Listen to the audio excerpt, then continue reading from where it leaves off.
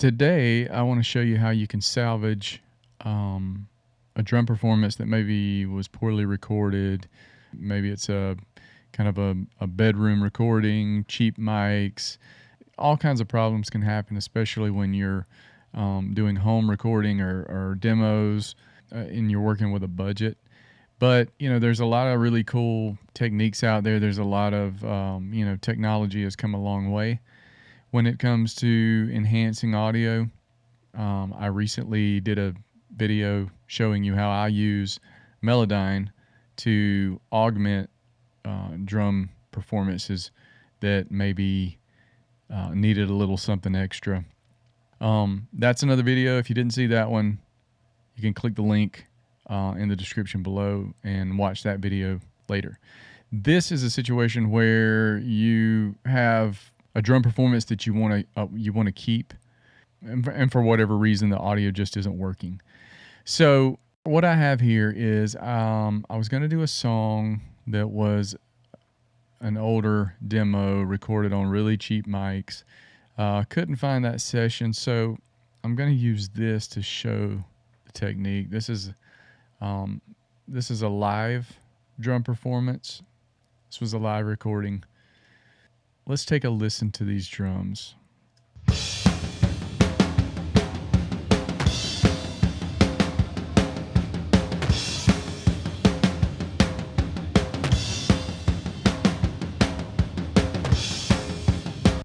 Now you can hear, this is obviously a live recording, you can hear bleed in the background.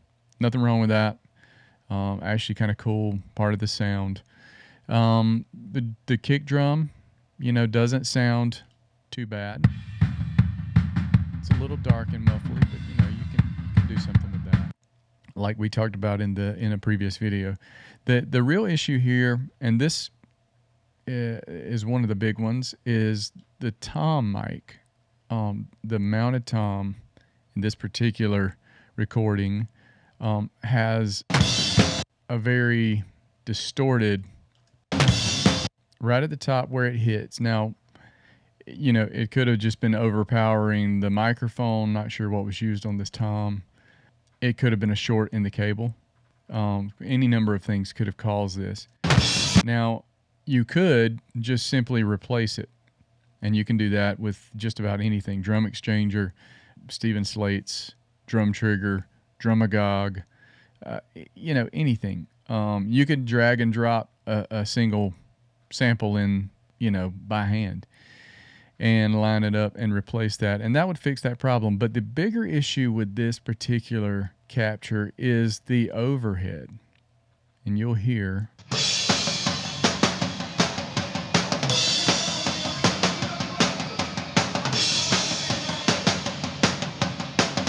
Now there's a lot of bleed, but the big thing is that it's mono.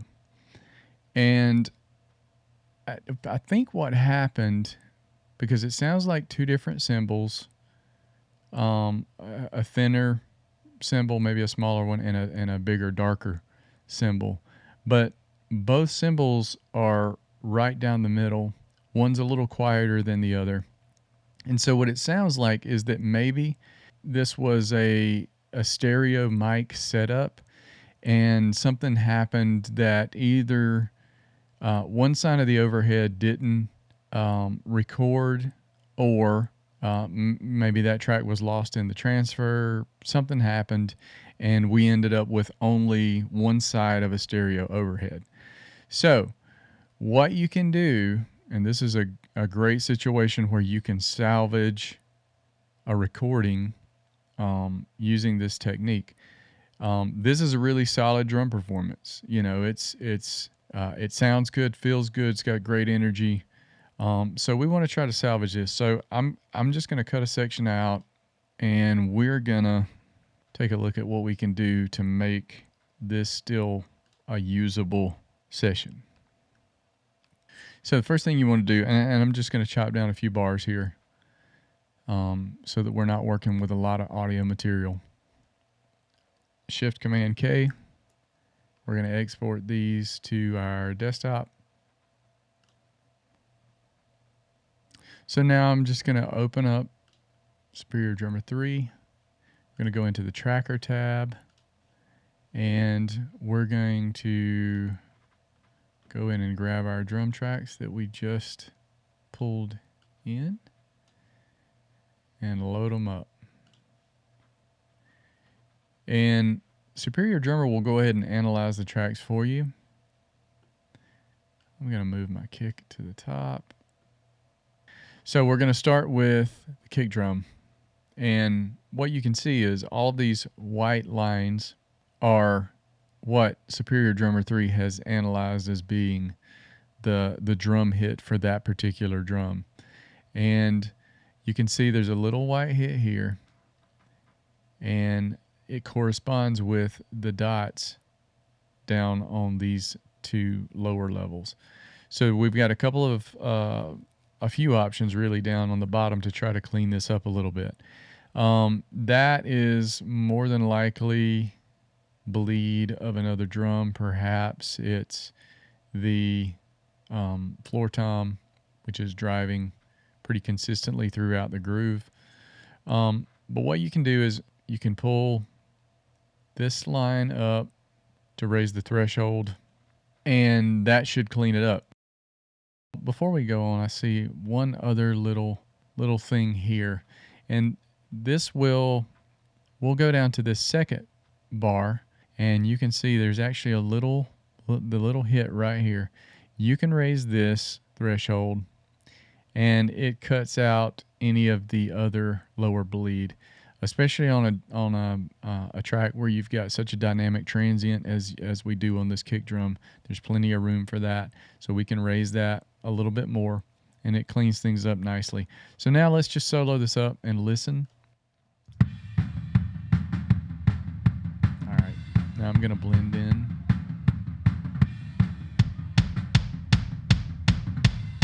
We could do that and maintain some of the live bleed, or we can go full on. Either way, you can see your options. I'm going to dial it back just a little. All right, and let's move to the next one.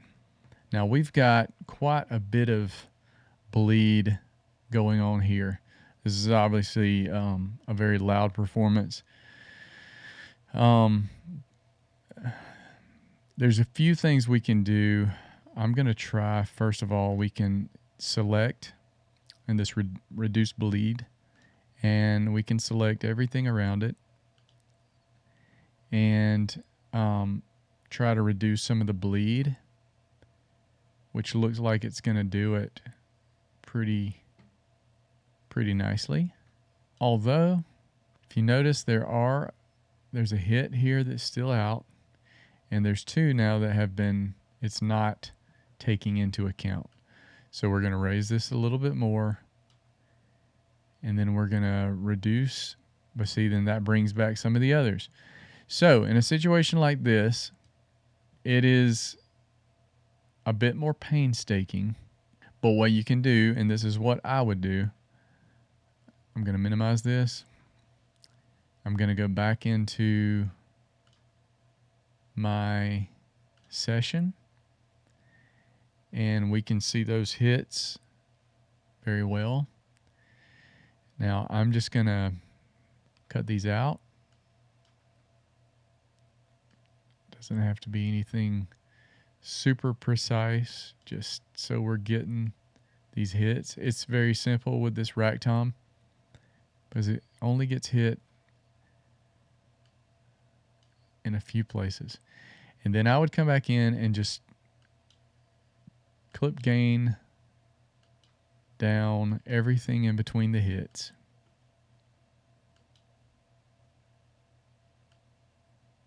Then we're going to consolidate this clip. That's Shift Option 3. And now we've got a much cleaner tom track that we're working with, and I will now send that out. Back up Superior 3. We're going to delete this track.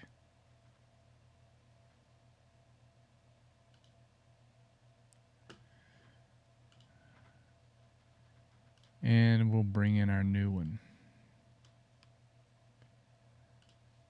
And we'll have no problem now recognizing these. Just a couple of little tweaks still at the bottom there. But now we have this is what we were trying to clean up and avoid. So we'll full on replace that one.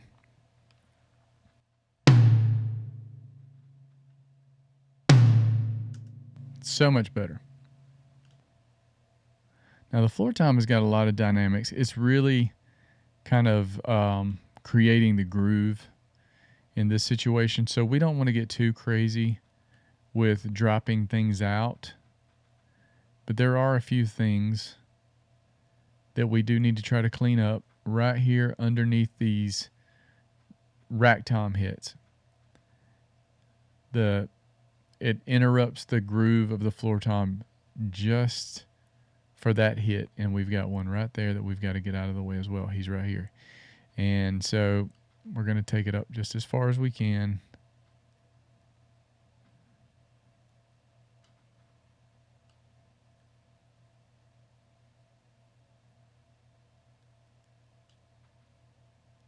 And that should give us what we need.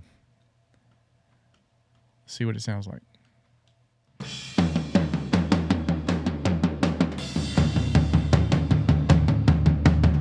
can just blend it in.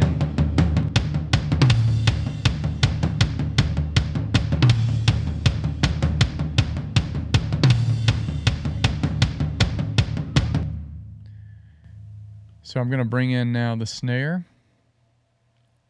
Very similar situation.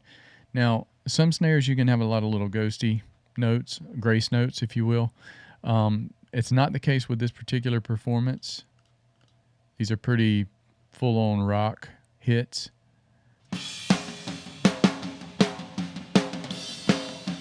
All the little things in the middle that you hear are actually the floor tom. So we can bring the threshold up here quite a bit. And make sure we bring things up a little bit here. And that should take care of us.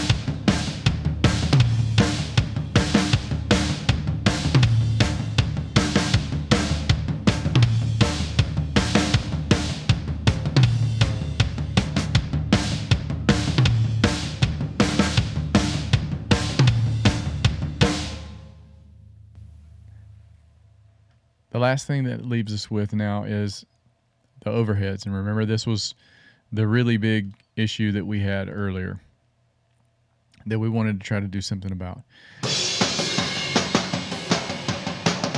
Now, as you can hear, with the way things are, it's trying to trigger everything. So the problem is we don't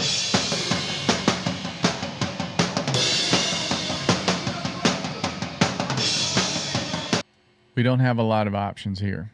The dynamic range of that is not so much that we can really surgically get in there and only pick out the cymbals. The other issue that we're going to run into is that being it's a mono overhead, we don't have individual control over the cymbal on the left side of the kit and the cymbal on the right side of the kit. So we're going to have to do a similar thing to what we just did with the rack tom. And we're going to have to go back into Pro Tools. We're going to highlight our overhead. And there's a couple of things that we could do here. Probably the easiest thing to do, first of all, is just going to be to go through and separate out our cymbal hits. So we know we got one here.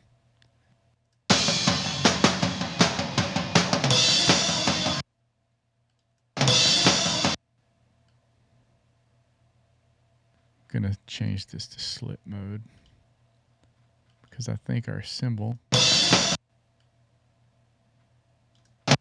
is actually here.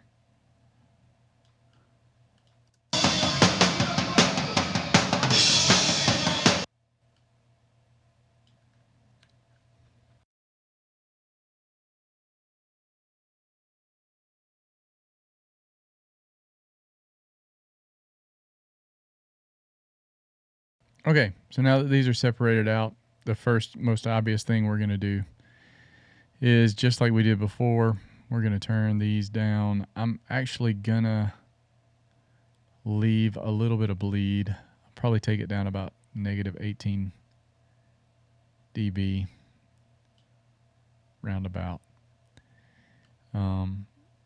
Just in case we decide to blend some of the track in.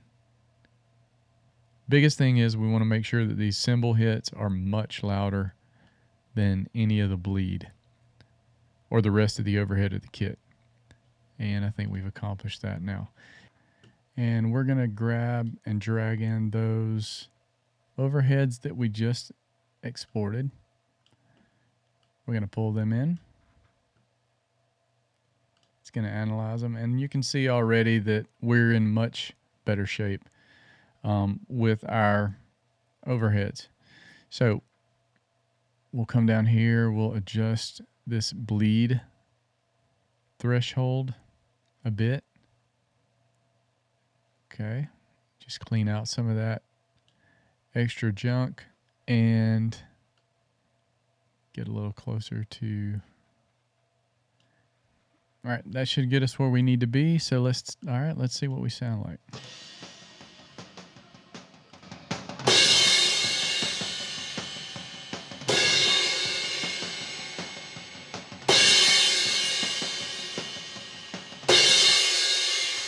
Now, the first thing that I notice is that their superior drummer is triggering the same cymbal, but that's not a big deal. The next thing we would do is we would click export to MIDI and it will generate the MIDI for you. And you can go in and do any kind of, you could drag this down into the MIDI area here and you can edit it at that point and just have it play through the standalone.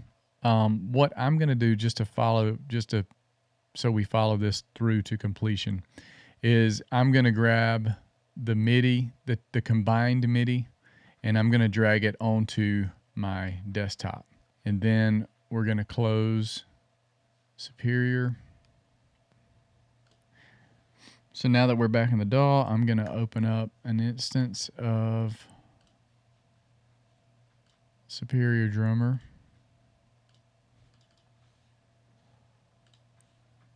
I want to make sure my routing is through the drum bus.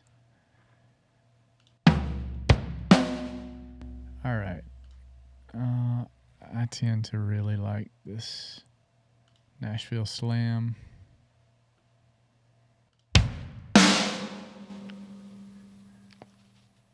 Okay. So now that we've got this opened up, I'm going to minimize it. And we're going to pull in that MIDI that we just dropped on our desktop.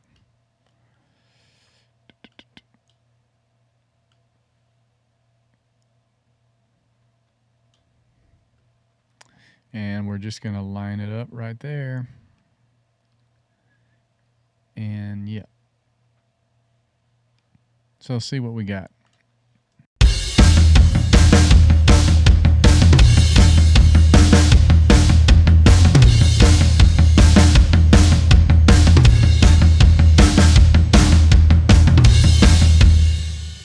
Now, I'm going to change clips to notes. We may have an issue with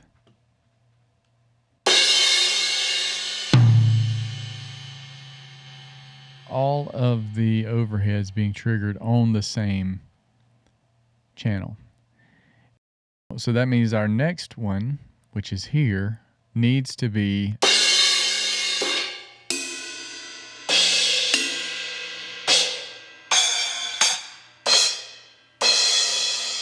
we're going to use that one. But we're going to go to our next one. That's going to be here.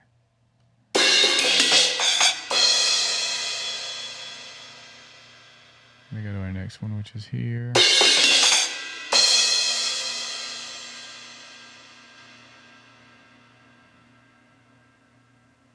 And now, when we play it back,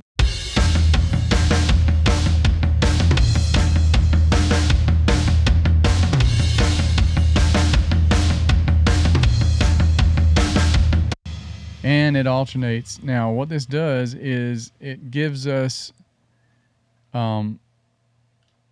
something really special doing things this way. So I'm in the plugin version, and I'm going to pull up Mixer, and we're going to watch what Superior Drummer has done for us in this situation. So I'm going to hit play.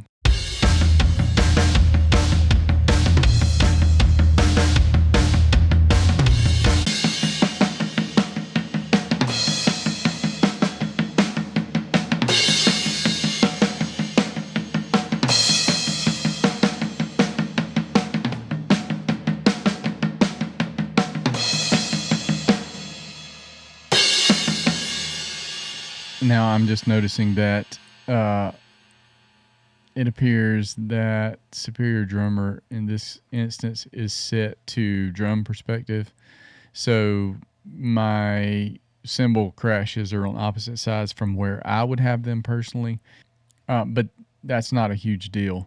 The thing that I want to point out is, and that's the reason I just soloed it up, is now all of a sudden where we had drums that, a tom had an issue with, either shorting out or clipping or whatever the case may be, that's static.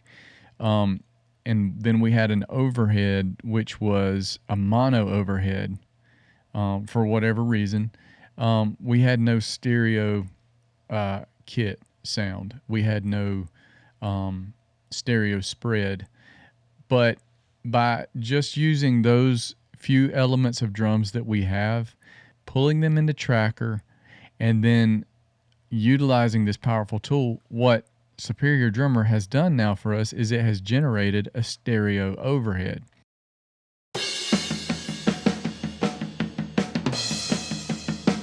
Now all of a sudden we have width to our drum kit.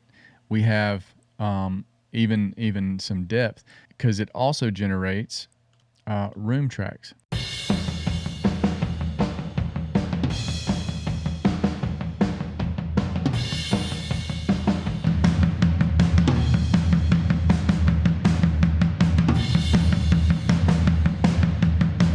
Now, just to go back, this is where we came from.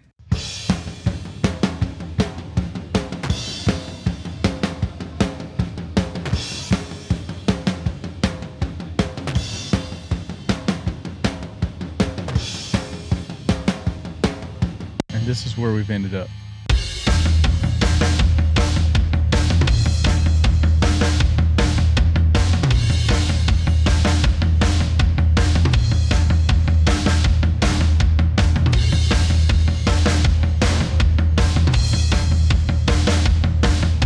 And you can even, I didn't showcase it when we were in the standalone player, but you can blend those mix knobs. You could blend and keep some of the raw drum sound. We'll blend them, but we can blend them here as well. So we'll blend it and see what it sounds like.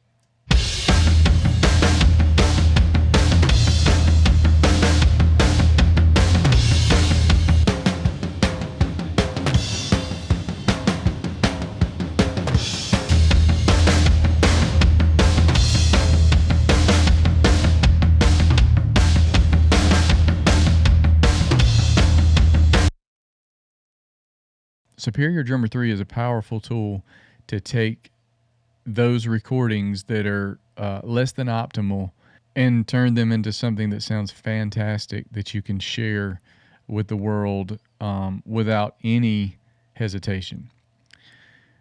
Thanks for checking out this tutorial. If you have any questions, comments, please leave them down below.